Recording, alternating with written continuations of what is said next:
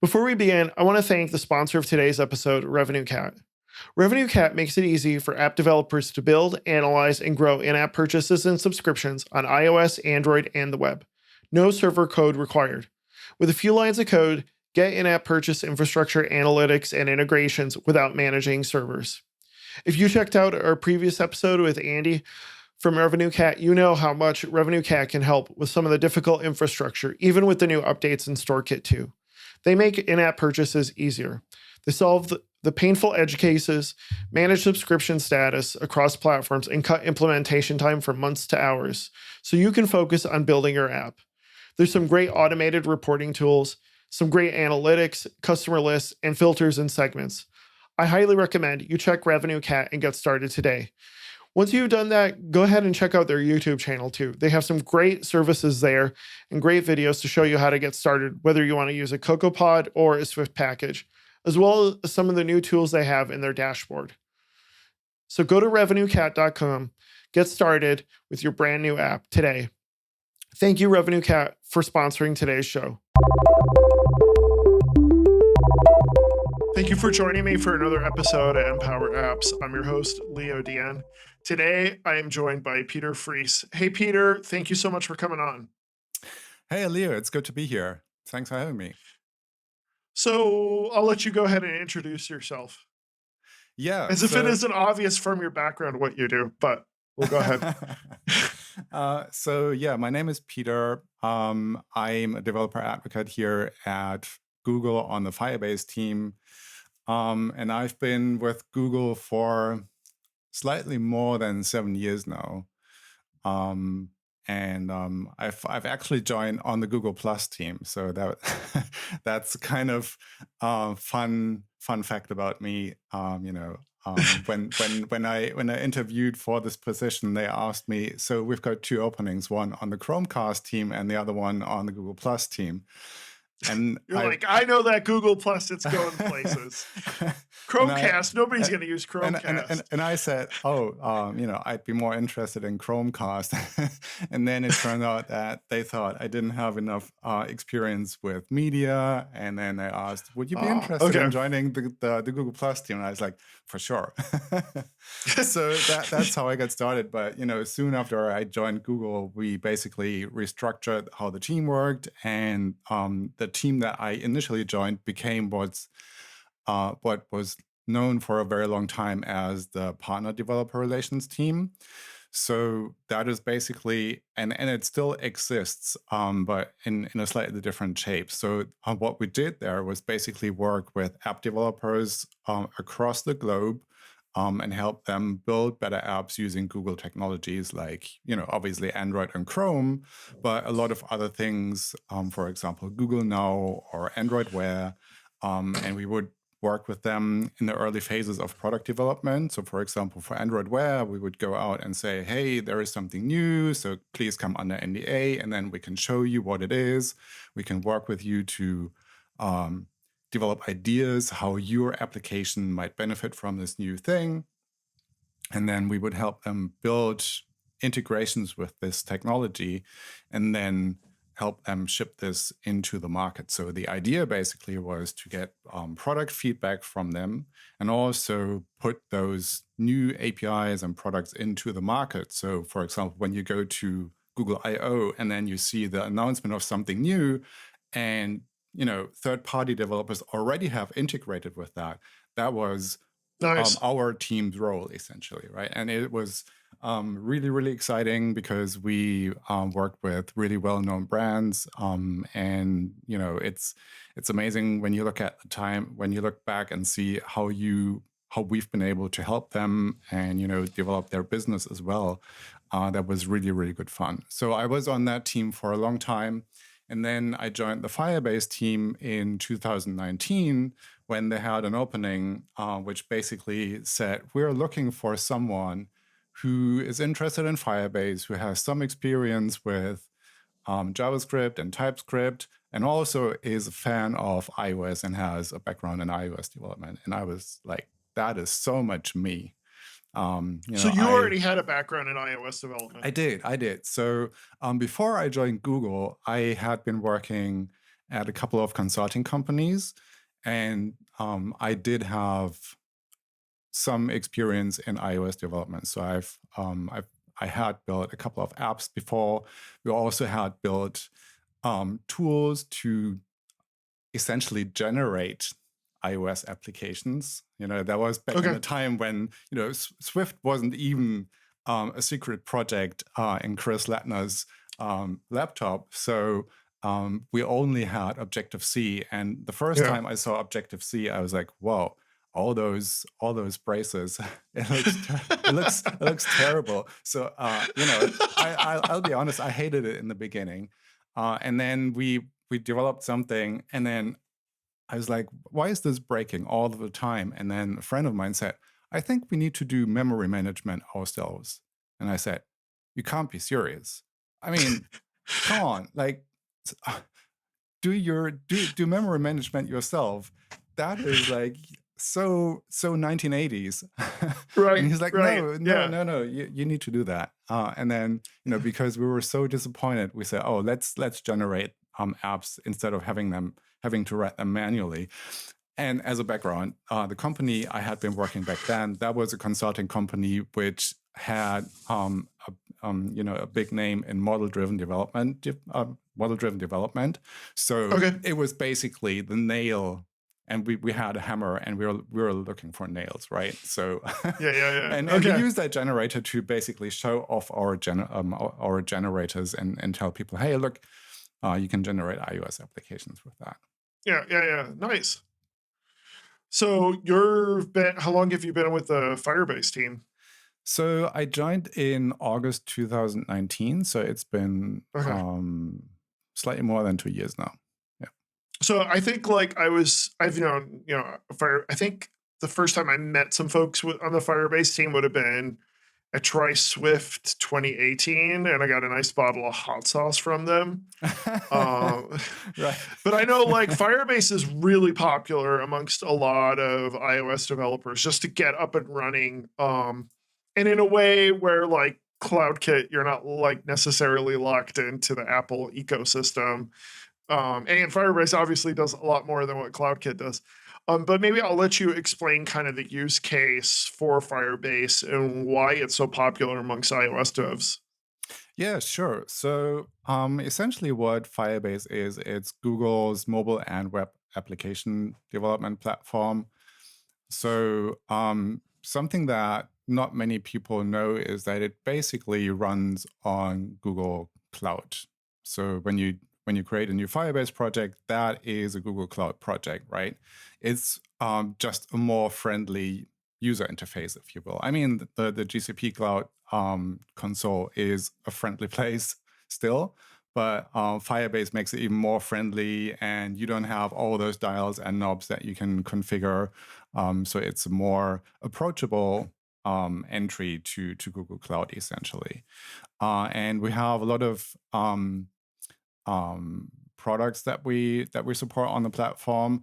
And on top of GCP, essentially, we bring those mobile and web SDKs to make it easier for developers to access GCP and build their mobile applications and web applications with friendly interfaces, with good developer experience. To put them in the position to iterate faster, to get to market at a faster rate. So Firebase has 3 main pillars, essentially. So there is the build pillar, then we've got release and monitoring, and then we've got engage. So maybe just a couple of products for each of those pillars. So on the build pillar, we've got authentication to make it easier to authenticate your users. We've got Cloud Firestore, which is a NoSQL database for storing data. We've got cloud storage for storing large files such as videos, images, what have you. There is Firebase hosting, which you can use to host static or dynamic sites. We've got Cloud Functions, which is a serverless compute platform, which integrates very nicely with a lot of other Firebase products. So, for example, if you create a new document in Cloud Firestore, you can write a trigger in Cloud Functions that will basically be able to operate on this document and do things based on what's in the document, right? There is remote config that you can use for feature flagging, so you can turn on and off certain features in your application without having to roll out a new version of your app. There is cloud messaging for push notifications. And then we get into the release and monitoring pillar. And probably the most well-known product there is Crashlytics for tracking crashes and figuring out how many users are affected and stuff like that. We've got analytics, which obviously is also a very well-known Google product. There is performance monitoring to figure out which requests in your application are slow and you might want to take a look at them. There is Test Lab for running automated tests on physical devices. And then there is, there is app distribution, which makes it easier to distribute your application to your beta testers. And then for the engage pillar, we have stuff like predictions or A/B testing, dynamic links, and in-app messaging. Essentially all the stuff that you need to re-engage your users. And obviously, cloud messaging also falls into this pillar because you'll want to send notifications to your users to especially to the ones where you realize, oh, there might be churn, and then you want to get them back into your application. Yeah, that makes sense. So, now, I guess I should have asked this earlier. Was Firebase started internally at Google, or was it a product that Google had bought out? Both. So Okay. Firebase essentially in the beginning was what's now known as the Firebase Real-Time Database, or RTDB. And that Gotcha. was an Okay. external product.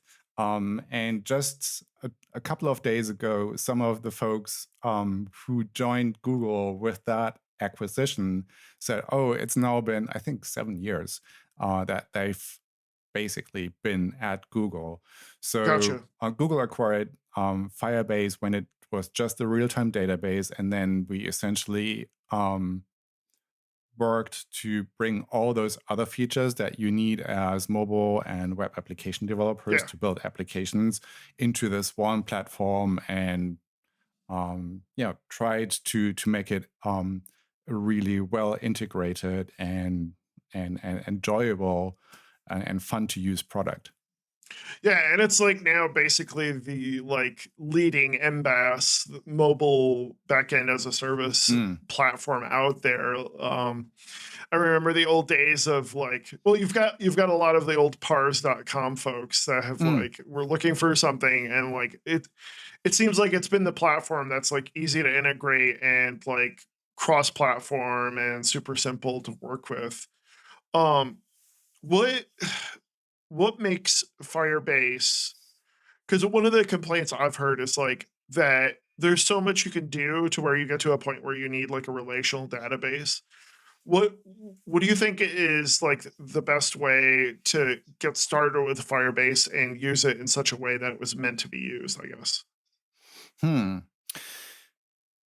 That's a good question. So Because for iOS devs, the biggest problem is you get into core data and you're like, why can't I run a SQL query? Why can't I yeah. do this? Right. And there's a level of abstraction there that provides convenience to developers that sometimes developers don't know how to take advantage of, if you know what I mean. Yeah, definitely. So maybe let me give you an example. So I'm currently working on an update to a sample application I wrote a while ago, which is a task list application. And it sounds like such a boring thing to do, right? So but I started this, it must have been almost 2 years ago, when SwiftUI was new, and I wanted to see how far can you get with SwiftUI. And I said, okay, let's try and replicate the iOS reminders app, right? It's a simple enough application, but it's a real world application. And you can see how well the UI toolkit works. And then if you look closer, you realize, oh, it's more than just a list, because you have multiple lists. You can move stuff around. And nowadays, you can even share a list with other people, right? So I could create a list and share it with you. So, and if you think about how you would do that and how you would model that in a relational model, you would probably have an entity for managing your lists, and then you would have another entity for managing your tasks, and then you might have an entity for users, and then all these need to be in some sort of relationship.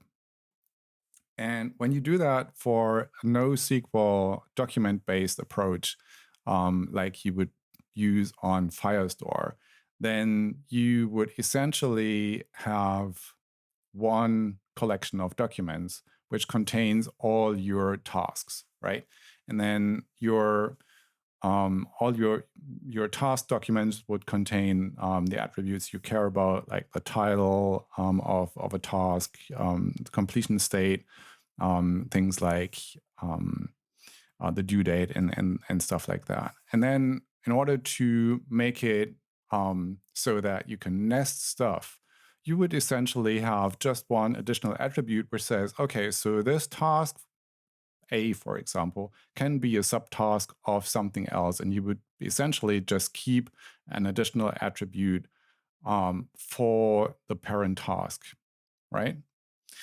And then in order to manage your user assignments, so who owns what, like if are you the owner of a task or is it me, you would have another attribute on this document which just says, okay, this is the user ID of the user who owns this document. So you would, the kind of modeling that you use to model your data structure is slightly different, but not very much. And you would, normally when you model it for a SQL database, you would start to denormalize, right?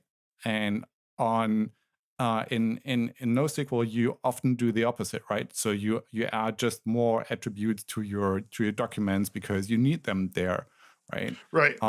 In order to prevent having to read from somewhere else.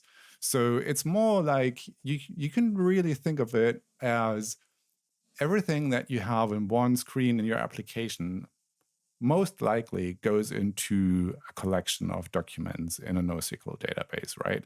Instead of Right. trying to aggregate stuff using queries from here and there and then pulling it together. So that is probably the biggest difference, right? Yeah, and that makes a lot of sense. I've worked with Firebase and Mongo and stuff, so I kind of have an idea of like how you want to avoid kind of the relational connections and redundancy that you run into with SQL.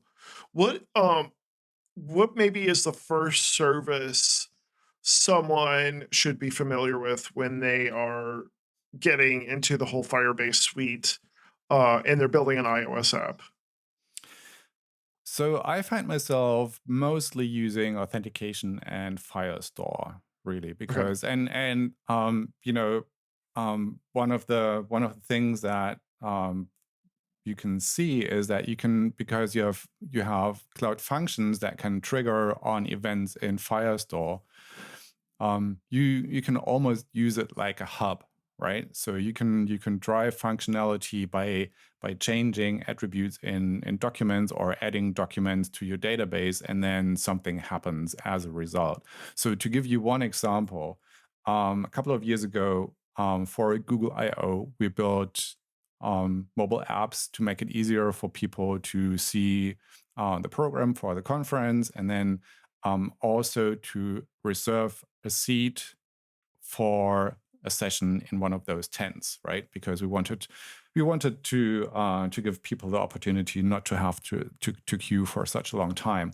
And the way how that works was you basically that the application wrote a document into the database and said, this user is interested in reserving a seat for this session. And then we would have a function which would trigger on that and would go off to another system to check availability and see, do we have still enough seats? And if yes, it would write back into another document that the client would listen to And that document would drive the state of a button, which would say, okay, we have reserved a seat for you. And then that would be transported back into the list of reserved sessions for this user.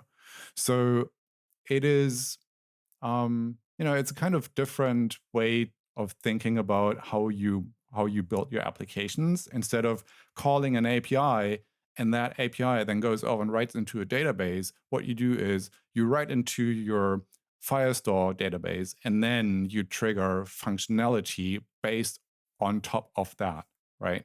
So it's in the beginning I thought that's kind of backwards, but it's very, very powerful. Now, how do you write the function in the Firestore database for when a change is triggered? Or do you just write that in the app? No, so you write this in JavaScript or TypeScript. So Okay, it runs it runs, and then it runs on the server. It's on the server in air quotes, right? Because it's a serverless product. So you'll write it locally and then you'll deploy it. And I should mention that instead of deploying it to the actual production or development product in the cloud, thanks to Firebase emulators, now you can do all of that locally on your machine. So the Firebase emulator basically is a suite of, it's a replica of all the services that we provide. So you have an emulator for functions, for Firestore, for storage, and for authentication. So you can have all those services running locally, which makes it really easy to go test and debug and all that stuff and do all that kind of stuff. And you don't have, so it has a couple of benefits, right? So let's assume we're working on a team, and that means we don't step on each other's toes if we use the same development project in the cloud, right? So everybody can use their local emulator suite and then use their test instance locally on their machine. Also, it's a lot faster. You don't have to set up all those testing projects. And that makes sense. It's got all those benefits. When are you guys going to support Swift on the serverless backend? That's a question I get all of the time. And I was at Swift Leads I think 2 weeks ago, and wait, you went to a physical conference? I did, yeah, and it was amazing. It was so amazing. Next year, it was in the venue was some sort of theater, and they had a real stage with real nice lighting, and you could see all the people in the audience. It was just amazing. I think we had about 100, 110 people in the audience. It was packed. That's awesome.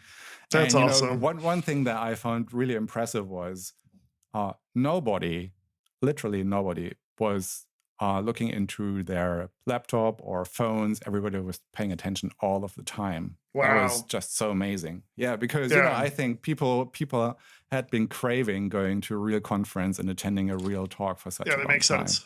Yeah.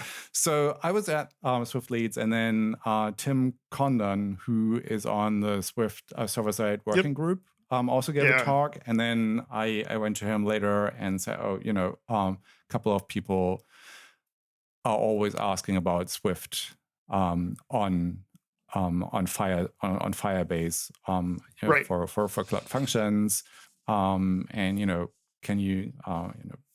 can you provide me some introductions to the server side group? So it's something that we are thinking about. It's obviously a question of demand. Right. The more people are interested in that, the more likely we are going to actually implement it.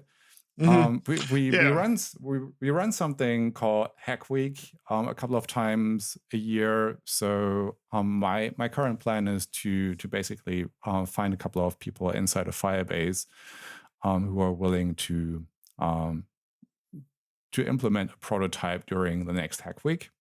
Who knows? Maybe we can come up with something that we can.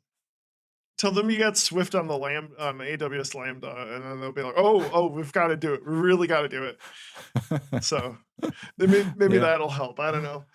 Yeah, because yeah, that's kind of similar technology more or less. But I know you can do Swift like on the back end as far as like GCP is concerned, right? Yeah, definitely. And there is a blog Okay. post that a developer advocate on the Google Cloud team wrote, Okay. and it explains Cool. how you can use Cloud Run to run your service, your Swift service in the backend, and then you'll basically have to implement your own API to make it callable from your client. Yeah, that's awesome.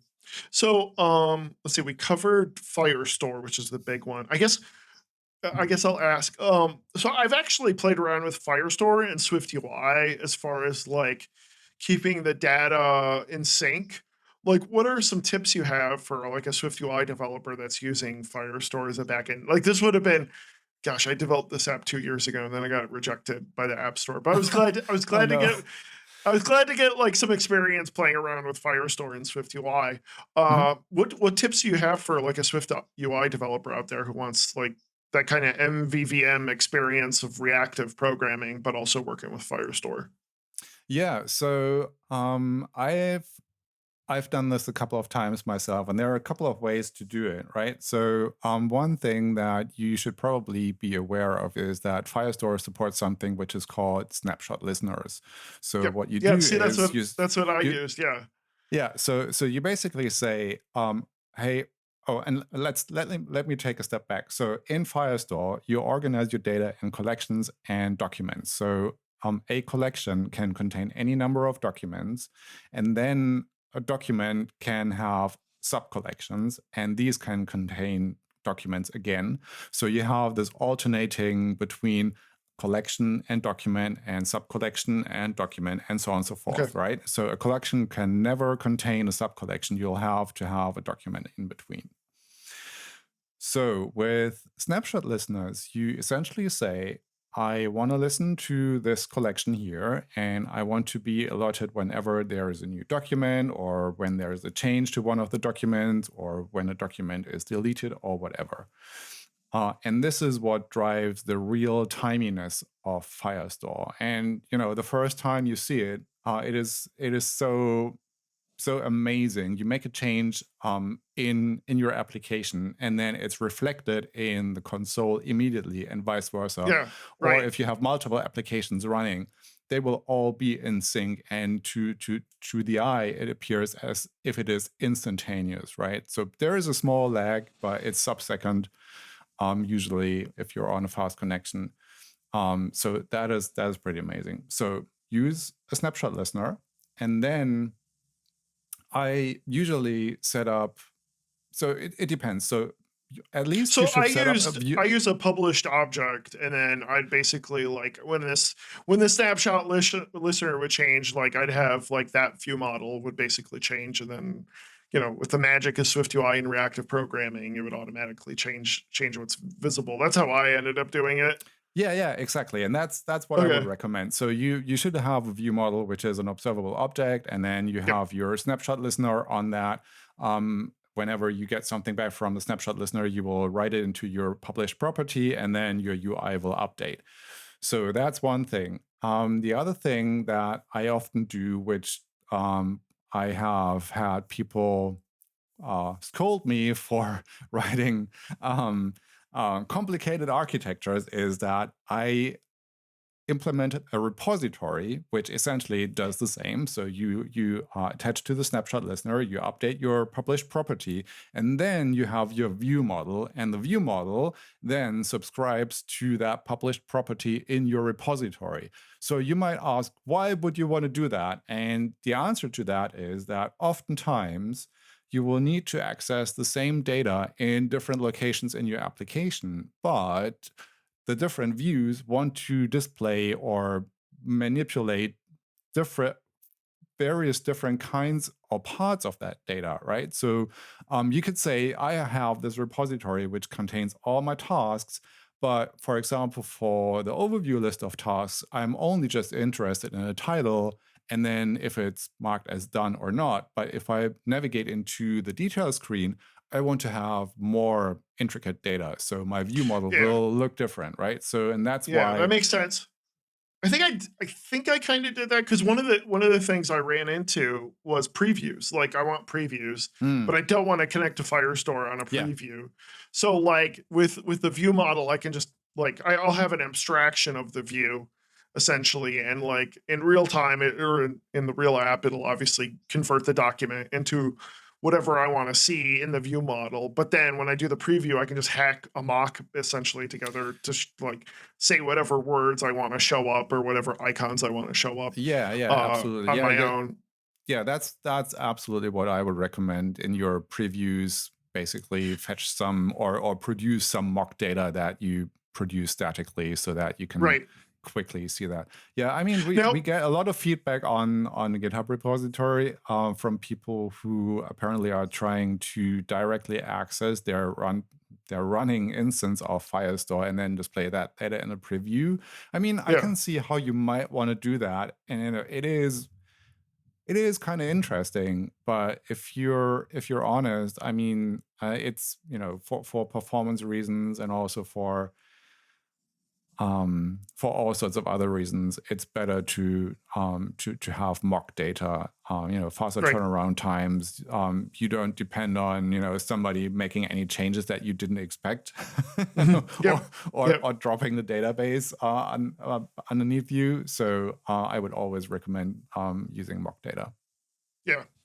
What are speaking of mistakes, what are some other like big mistakes that people make when they're integrating with Firebase and the suite of tools that it provides? Yeah. So I mean, Especially for iOS devs, I should say. so I think one of the biggest things that people always, um, or not always, but I've seen many people do is when you create a Firestore instance, it will tell you, hey, we're setting up security rules. And then people will turn them off for the time being because they feel they get in their way. So for those who are unfamiliar, security rules essentially is a little language which allows you to specify very detailed who is allowed to access what data in your database, right? And the reason why we need that is when you use Firestore in what we call the native mode, then your clients can directly access the database. There is no intermediary in between, right? So there's direct access. And so if you don't have any security rules in place, anybody can basically go and access your database. So I could go and download an app from the App Store and extract their configuration and then try to access their Firestore instance, right? It's it's in there. All the connection info is in there. So in order to prevent that, you need security rules which say only an authorized user who actually owns this data may go in and read this data or change this data and or delete documents and stuff like that. So that is the biggest mistake that people make, turning off their security rules. You should essentially develop your security rules in tandem with the functionality in your application. So whenever you create something new, something where you add a new attribute to your document, make sure that you update your security rules. Whenever you implement a new functionality, let's say adding or deleting something, update your security rules. Yeah. Okay. But if you don't enable it, it just works. So that's the Yeah, that's right. I mean, it just works, right? But it is a malicious actor. If we didn't have malicious people, then it wouldn't be a problem. right, But a malicious exactly. actor could come and access your user's data, and you don't. So there are a couple of reasons why you don't want that. It's There are a few your user's reasons. data. Also, they could basically hammer your backend and drive up the bill. So that's another thing that you want Yes. to avoid. And this is where another new feature that we just launched a couple of months ago comes into play, which is called app check. So this essentially uses how's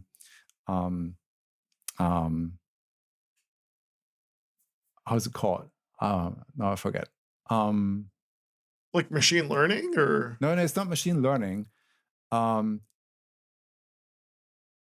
man, I totally forgot the term for it. App attestation.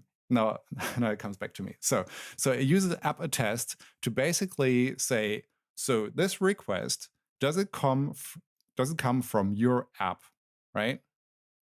So you basically it's a level of authorization where your application has to prove that is actually eligible to access your backend. So okay, even if you were able to extract kind of like cores, sort of. I don't know. kind of. So okay. Even if I was able to extract the configuration details and the connection details for a Firebase instance and for a Firestore database, I could well try to access that database, but if that project has app check enabled, then I wouldn't be able, as a malicious actor, to read data, to manipulate anything, because I would be rejected immediately. Yeah. Nice. What do you think are some of the more underutilized features of Firebase that iOS devs should take advantage of? So there are two things here. The first one is anonymous auth, and we didn't talk about authorization and authentication yet. So it's another very, very big and important feature of Firebase.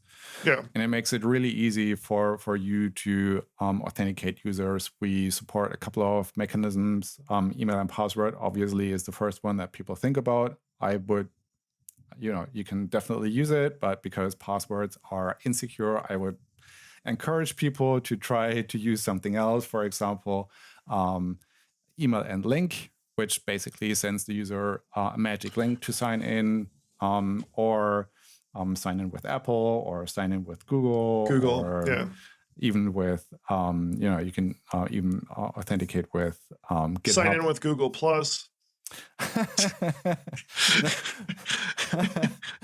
No, that's not longer possible. Unless you dig out some old installation of the Google Plus application. I'm kidding. And then, so anonymous auth basically is a mechanism where you get an authentication instance and an authorized user without having the user without having to ask the user to sign in the first place, right? Okay. So oftentimes, so kind of like giving them like a little like preview of the app before they actually sign in. Exactly. Yeah. Okay, so oftentimes I will see people try and ask people to sign in first before they can try the application, and that is usually because they need some sort of key to access the database, right? So with Firebase anonymous auth, you get this unique ID for the user, and then you can use that to access a Firestore and say, okay, we're going to use that as a key to mark all of the documents that belong to that user. And the cool thing about that is that you can then upgrade the user. Let's assume that the person tries the app and then they really like it, and then they say, oh, now I want to share something with a friend because it's an application that has sharing built in. And then you'll ask them, oh, you need to sign in, please, using one of those providers. Choose whichever you like. So you could basically like start creating documents without signing in, and then if they need like an actual real user, that's when you start triggering the sign in the app. Okay. Yeah. Wow, that's awesome. Yeah, absolutely. And the cool thing is that you can connect as many providers as you want. So for example, you can tell them, hey, you want to sign in using sign in with Apple? That's great. Here you go. Or if they would like to link with their Twitter account, that's possible as well. And then next time they come into your application on a new platform and they don't recall, so how did I sign in? You can tell them, so use any one of those authentication mechanisms, and then they can sign in using that. And you'll realize, oh, we already know that this user has signed in using Twitter, for example, on this other device. Their account is connected, and then you'll be able to pull that data from the database and present it to them. So that is one underutilized feature. And then the other thing that which is really, really big is Firebase extensions. I know that extensions is such an overloaded term, especially for iOS developers, where you think about stuff like widgets or SiriKit extensions and stuff like that. But Firebase extensions essentially are pre-built pieces of functionality that you can easily install into your Firebase project. For example, there is an extension for shortening URLs, for resizing images, for translating text, and there are higher level integrations, for example, with MailChimp or MessageBird or Stripe or full text search with Algolia. And the way how Firebase extensions work is they are essentially cloud functions that listen for specific triggers, mostly in Cloud Firestore. So for example, the translate text extension, right? Mm-hmm. That is an extension which listens to a specific collection in your database. And then as you write something into that document, some text, it will take this text, send it to the Google Translate API, translate it into all the languages you want it to translate to, and then write it back into a subdocument. So you have an instant translation for this text. And this is just one example. Right. And it's super easy to deploy these into your application. You go in your Firebase project, look for Firebase extensions. It's at the bottom left of the navigation bar. Click on install, then there are a couple of settings that you can configure, and then boom, you're good to go. That's awesome. And then it offloads it onto the backend and not having to deal with it in the app itself. Was there anything else you wanted to talk about? No, these were the main things. So just as a sneak preview, we are a couple of days away from the Firebase Summit, and at the summit, we will showcase how to build an entire application using Firebase extensions. Will those videos be posted, I guess, online right away? They will, yeah. So if people are interested. So we'll post, by the time this episode is up, I'm sure it'll be over. So yeah, we'll definitely post videos to that in our show notes. Yeah, sounds for right. sure. How long does that go on? How many days, you mean? Yeah. It's a one-day event on November 10th. Yeah. Oh, November 10th. Okay. So that'll be I shouldn't say it. It'll be a few days after this is posted. But yeah, we'll post a link to that so people can sign up and watch those videos. That's awesome. Cool. Cool. Also, if people are interested, Peter's got quite a lot of blog posts on SwiftUI. I know that's your other big passion. Mm-hmm. So we'll definitely be posting that in our show notes as well. Thank you so much, Peter, for coming out. Where can people find you online? So I am Peter Friese almost everywhere. So if you Twitter is obviously where I'm most active. I've got a personal YouTube channel where I post the stuff that is more kind of like more SwiftUI related, which doesn't have a direct Firebase connection. So you can find me there. So it's youtube.com/c/Peter Friese. And then there's a blog at peterfriese.dev. And obviously, also please come visit us at our YouTube channel, where I have a couple of videos as well, and where you'll be able to find all the videos from the summit. Peter, thank you so much again for coming on. This was awesome. Thanks for having me. People can find me on Twitter at LeoGDN. My company is BrightDigit. Take some time to post a review if you could on whatever podcast player, like and subscribe on YouTube. I'm obligated to say that. And thank you again for joining us. I look forward to talking to you again. Bye. Bye.